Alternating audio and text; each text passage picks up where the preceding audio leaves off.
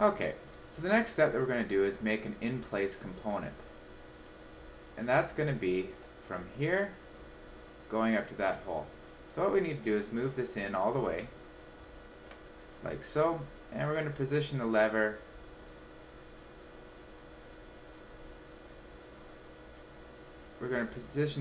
down like that, and we're going to be drawing a little pin inside here. And let's go up a bit higher. There we go. So as we pull this back, the little arm that's in here, we'll draw that back. When we push it forward, it'll crack the nut. So let's go create, and this is going to be the connecting arm, and it's in our folder. That's good. It's a standard IPT. That's good. So we go OK, and it wants to know where I want to create it. So let's create it on that surface there, and you can see how it just grayed everything out. Create 2D sketch. Let's move that around, and we'll create the sketch there.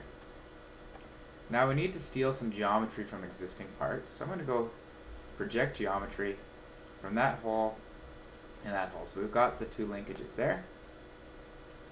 Now we use the circle tool. I'm just going to draw a 0.5 circle there and a 0.5 circle there. And you can see how the dynamic input's still working. And we'll draw a line connecting those and a line connecting those, like so.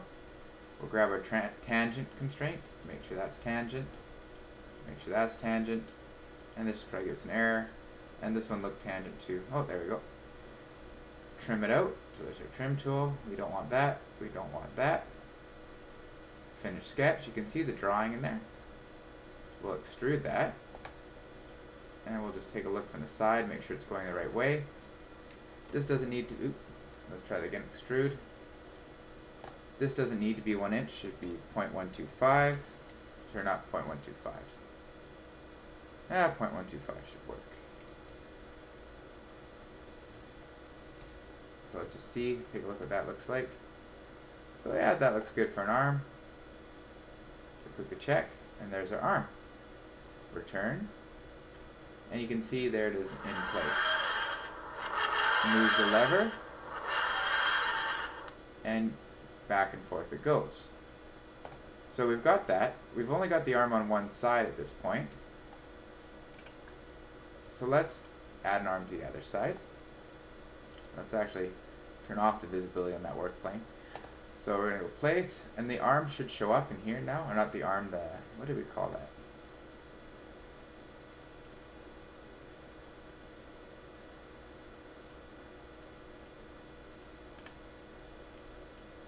Let's go cancel and save our file. So this is, let's call this nutcracker. I should have done this a lot earlier than I did. Save. Initial save. Okay, so there it's saving our connecting arm. Yes to all, and OK. Now when I go place, we should see connecting arm in here, and there it is. So open, there's my connecting arm. And we'll place it like so. And we'll use that, and we'll constrain it there. Check. And we'll constrain this to that, and check. And we'll constrain this to that, and check. Hit escape because we're finished placing. Now we've got some issues going on there. Let's open that up. First, let's turn off the visibility here. And I'm going to delete these two constraints because they didn't seem to work very well. And we'll go back to the constraints, and we'll just constrain that axis to that axis, apply, and that axis to that axis, and apply. And now you can see we've got the two connecting arms connecting everything in place there. So that's how we create an in-place part using Inventor.